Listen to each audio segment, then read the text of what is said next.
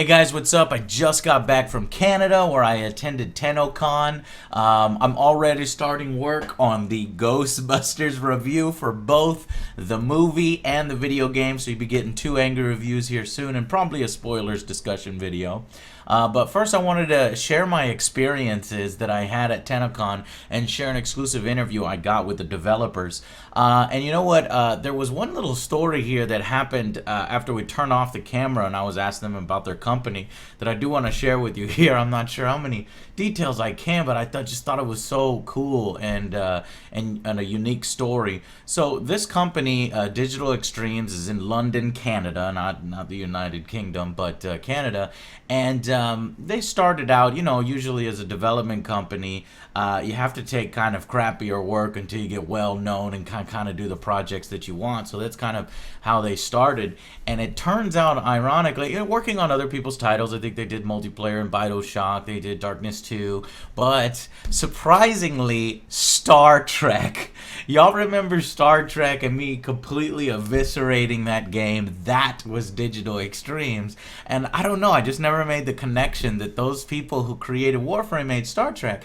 And I got to hear the story behind this Star Trek game where Steve, this director that you'll see here in this interview, was so excited. You know, he dressed up as Spock in the office, was going crazy that he got the license, had all these different plans for what they were going to do with it. And then one day a guy, name omitted, comes in here from company omitted and says, this is what we're going to do. Change this, take this out. We need this by this date, and this is going to happen. And Steve told me, he goes, fucking insane. And he said, what did you say to me? And he said, fucking insane. And he said that's the last day Steve ever worked on that particular game, Steven. And so he went off in a separate part of the company, and we all know how Star Trek ended. So, and it was this interesting story about how this company, you know, after the Star Trek released, and it did terribly, it did poorly, and it almost really ended the company. And they had a large staff that had been slowly downsizing, and they didn't know how much longer they were going to keep their doors open until Steven's team finished with Warframe, said, let's screw this, let's make the game that we've always wanted, took some ideas from their previous games and did it right this time, and then just asked the people to help fund it with founders and people who wanted to contribute.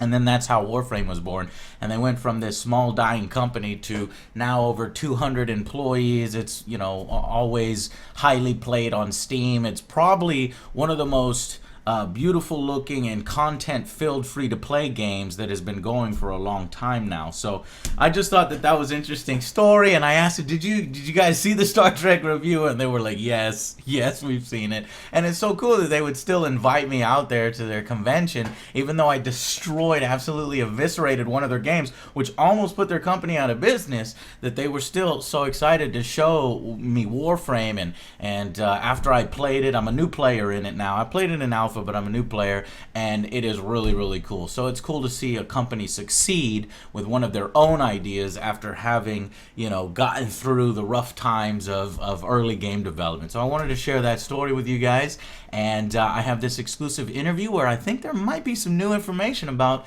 some of the stuff coming up in the game. So I hope you guys enjoy, and I will see you on the next Angry Joe Show. Bye, guys.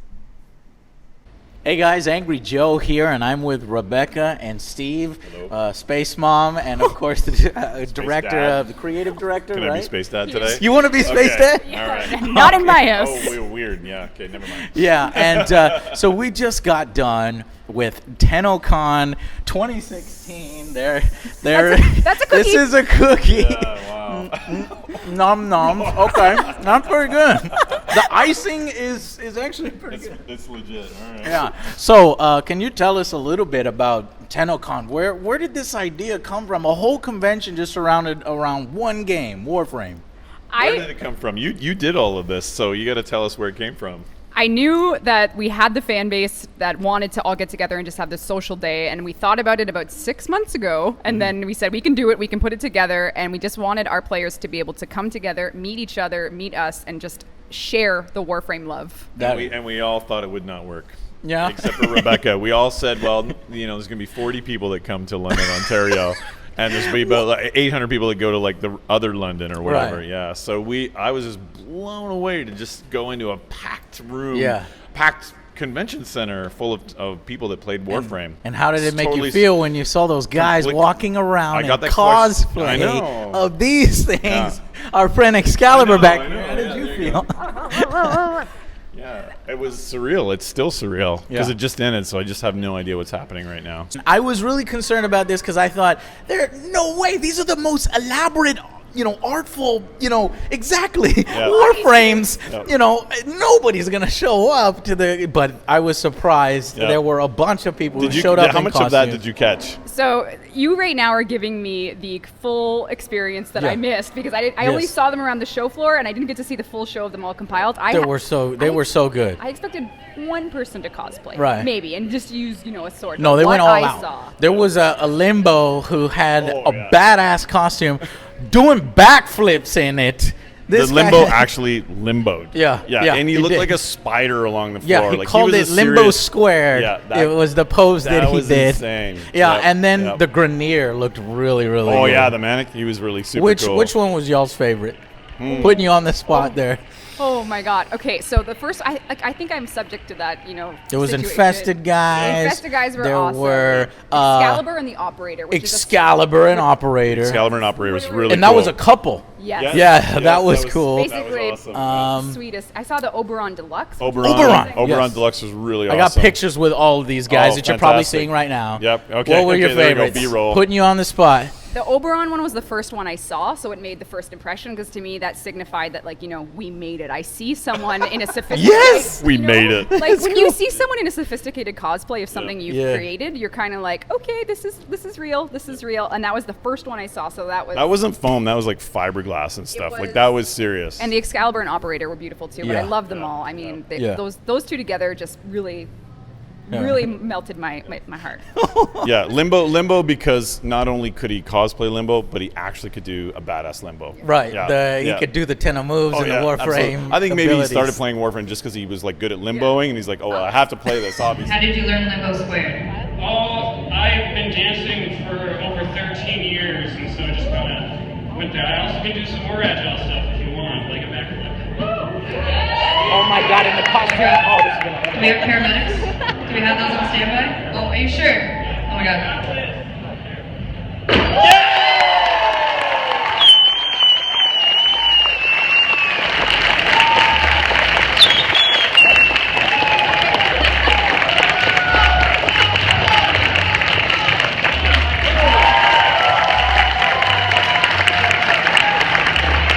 I think this community is really, really cool. Maybe a little bit because it's in Canada, because everybody was Don't know so what you're nice. talking about, Hoser. So nice. Yeah. But we had people from all over the world. I mean, I was talking to people from Paris, France. I was signing autographs from someone who came from India. Yeah. All over the U.S. Super passionate player base. I cannot believe those people made such a pilgrimage to come meet us and share this day with us. Now, this was a unique aspect for me because I just recently started playing Warframe again as a new player, and some of the people that watch my show started playing it with me on stream.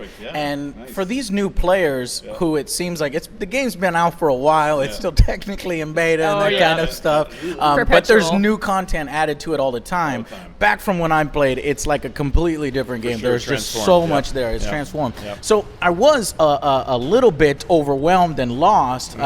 What do you think is being done with the game to help bring in those new players? Right, so that's a great question. The update we just did yesterday was called Spectres of the Rail, and it reimagines. This is like a huge expansion. It's an expansion, but it's also like a rethink of how the map works. Right. And it's more of a road, and it kind of tells you, okay, here's the next thing you need to do to unlock the next part of the game, and it really helps kind of string players along to kind of figure out the craziness that is Warframe. I saw this trailer, and I haven't yet had an opportunity to download it because the internet is too slow at my hotel, but I want to get home and play it out. So it's easier for people to get into, you're saying, with the star map, and there's new activities. That's right, yeah. So the idea is that we call it our solar rails, but it's these rivers between all of the planets in the solar system, and each one of them is guarded by this mysterious kind of we call it a specter, and in order to kind of keep passing that, you have to kind of prove your worth, and that involves kind of taking out certain types of enemies and that sort of thing.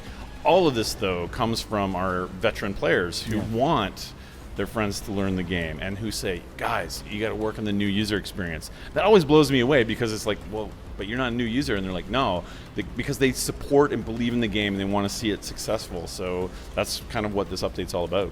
Yeah, and there were a lot of interesting ideas in the Q&A sections of almost every single panel. Are we going to see robotic aardvarks? Yes. Robovarks? Oh my! Like this that is shoot linen? loincloth. Loincloths, that's what it was. Sorry, how could you make such an error on this well-designed I know. heavens? How dare I?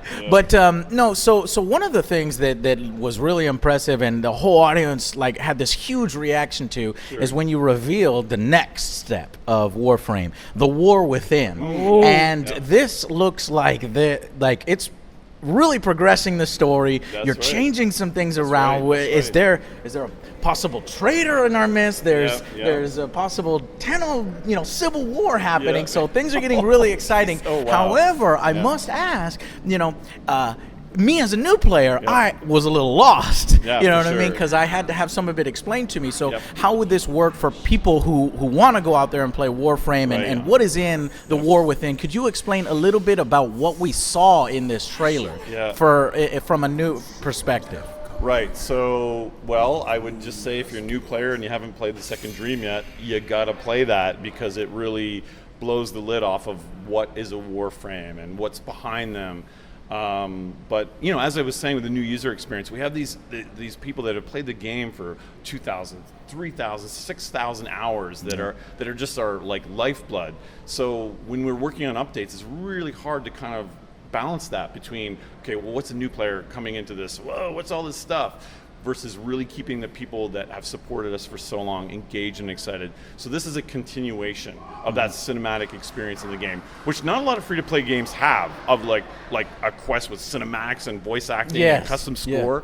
So that's really, what I like. We really feel like fleshing it out. We're kind of doing something a little bit different, which is to give people that kind of that's not something you often see in that space. So it's a continuation of that. I'm sorry you were confused, but I can see it though. I was so worried. Well, the game, we release these quests now in these sort of every 3 months, 4 months that just are story. They're raw story, they're raw immersion. And for veteran players, they're waiting in these gaps. But for new players, they kind of, if you're new and you're coming when we do the War Within, you get the full cinematic quest experience of like a year's worth of work in your play experience. So so it's almost the best time to jump on. It's basically like the way I like to watch Game of Thrones. Yes, it is. Which is going through a whole season. I hate going little at a time. I want to keep going and going and going. So new players get that with the War Within and the expansion that just came out. You can Warframe and chill. It's never been more bingeable. New slogan. I don't know. Yeah. At the art panel, you guys showed off. Not only at the art panel, but also at the end of the stream, you showed off some new Warframes, new content. Tell us a little bit about what players are going to be able to grab. Well, what's the new content? We have a new Prime, which is kind of like the blingy, kind of like ancient sort of, what do you call that? The sort of archetype of a type of Warframe. So we have Necros coming as Prime, which if you're a Necros player, you're going to be very excited about how that design is. I can see some right there. Yeah, really happy. And the other crazy, with that, I know we talked a bit about his design aspects there too, but also Titania, named by our player base. She is our next brand new Warframe. She's fairy, basically killer fairy themed, and she is all about controlling her butterfly army and just razor butterflies. What are some of her abilities that are pretty unique? Wow, I think Scott just ran away. I will just say that the ultimate is right off the hook. This is the weirdest thing we've ever done. What is it? It's called Shrink right now, placeholder name, could be final.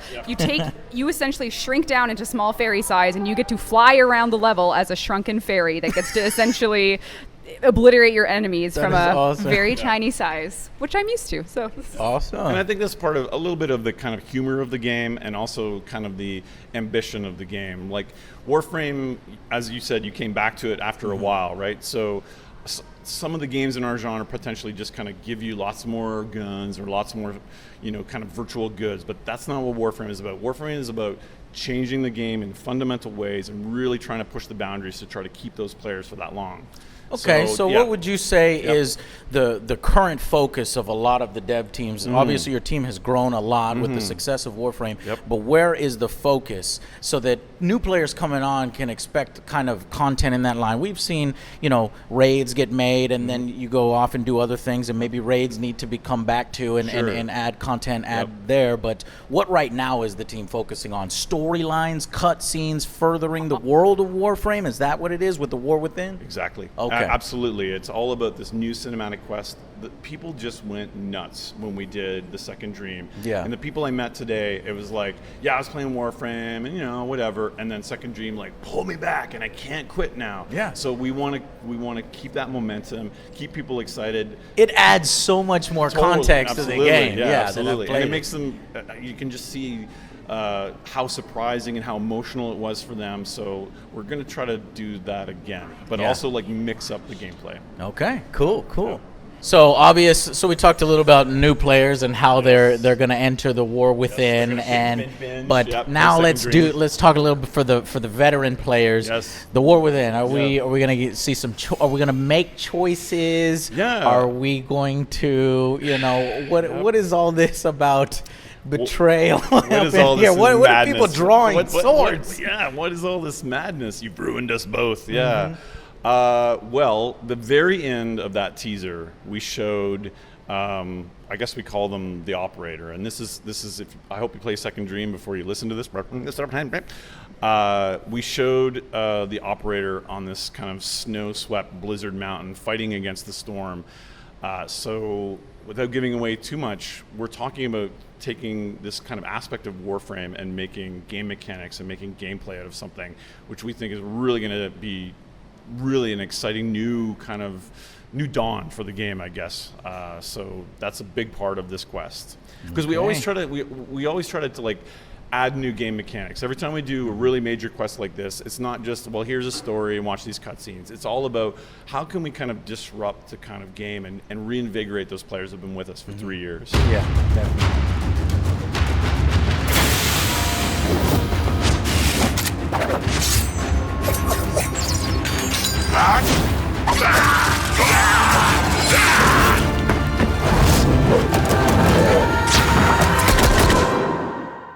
So, are we going to be? What the heck? You are no longer. What?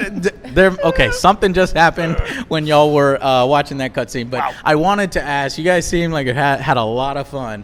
Are we going to see possibly Tennocon 2017? My boss looked at me and gave me the thumbs up. So at this time, I'm operating with that we're gonna do it.